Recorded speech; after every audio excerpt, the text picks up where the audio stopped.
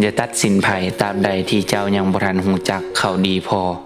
สาวนุ่มอายุวัย24ปีคนหนึ่งเบิ่งออกไปนอกป่องเยี่ยมของรถไฟที่กำลังแล่นอยู่แล้วว่าพ่อเอ้ยเบิ่งแม่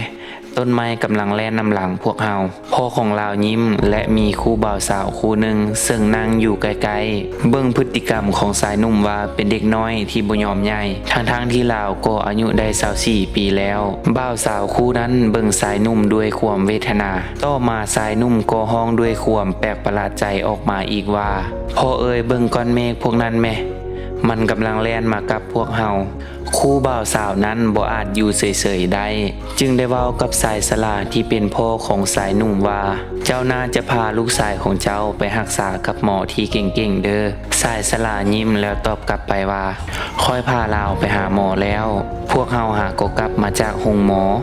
ลูกชายของค่อยตาบอดตั้งแต่กำเนิดลาวหาก็ได้ดวงตาคู่ใหม่เมื่อนี้เอง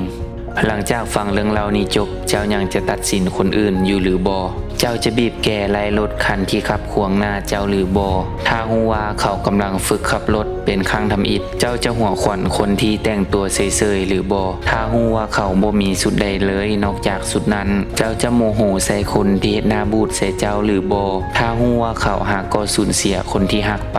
เขาอาจถูกไล่ออกจากงานหรือทางบ้านอาจมีเรื่องเดือดร้อนอยู่ทุกคนที่อยู่ในโลกนี้ล้วนแล้วแต่มีเรื่องราวที่เป็นของตัวเองอย่าตัดสินไผถ้าเจ้ายังบ่ทันรู้จักเขาแท้ๆเฮารู้เสมอว่าชีวิตเฮาพบเจอหยังมาแต่เฮาบ่ฮู้ว่าคนที่เฮาพบเจอนั้นเขาพบหยังมาแด่อย่าตัดสินไผเพราะความจริงอาจเฮ็ดให้เจ้าประหลาดใจก็เป็นได้